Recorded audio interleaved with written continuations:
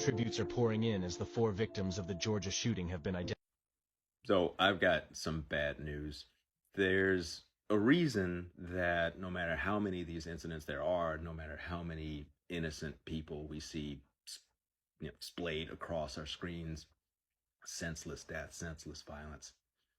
There's a reason there's no number that's ever enough for anybody in a position of power to do anything about it. And I didn't realize it until I moved into the middle of conservative America, like rural conservative America. I grew up in DC, Southeast DC in the 80s, which had its own kind of insane violence to deal with. But now I'm here in Westmoreland County, Virginia, where there are Trump signs everywhere. There's a lot of open carry here. People have guns at the gas station, the farmer's market. It's restaurants is wild. It is like the wild freaking West out here. Everybody here has always voted conservative, always voted Republican, always have, always will, whatever. And one thing that I've overheard living here, working here, running a business here, employing people here, having vendors who work on our cooling systems and our mechanics and all that stuff.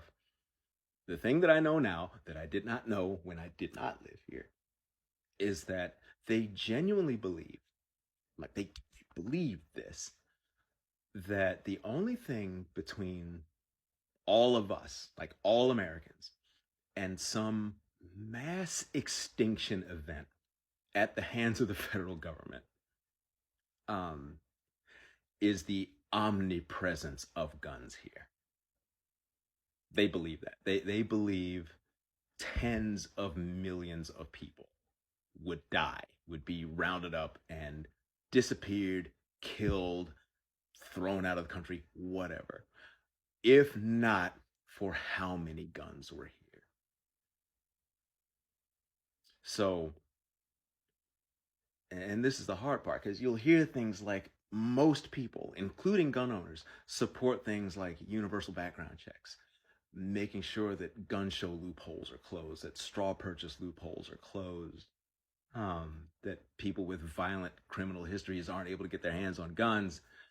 Like most people would agree that those are good things. So it's like, why can't we do something like at least that bare minimum?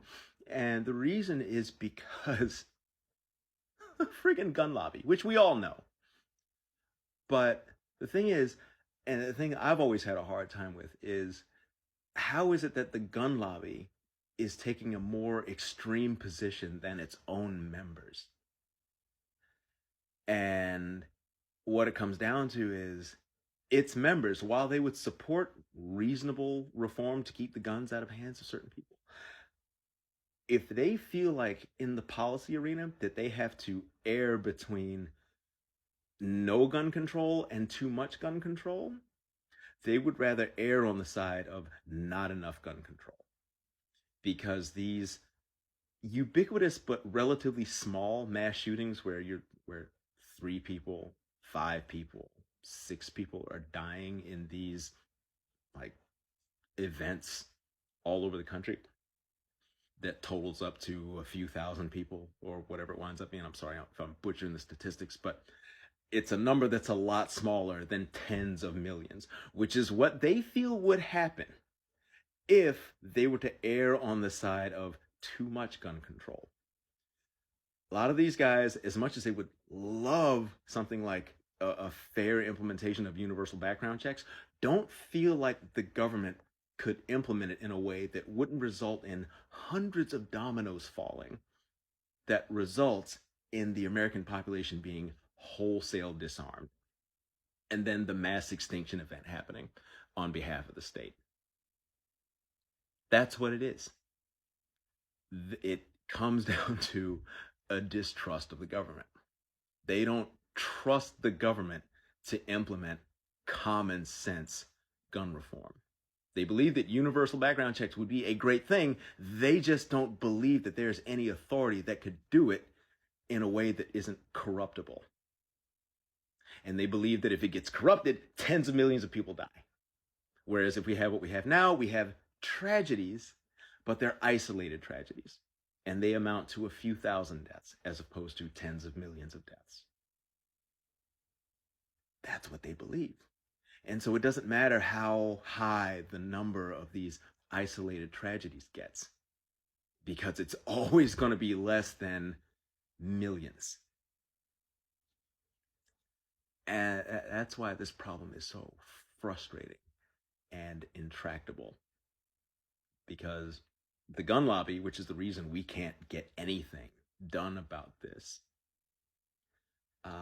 has a financial incentive to toe that line of we better err on the side of no gun control at all.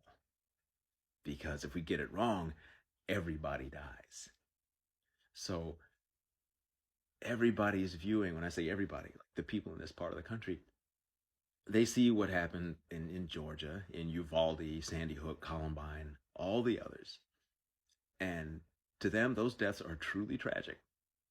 But they almost view those people who died as martyrs for the cause of American freedom. It's wild.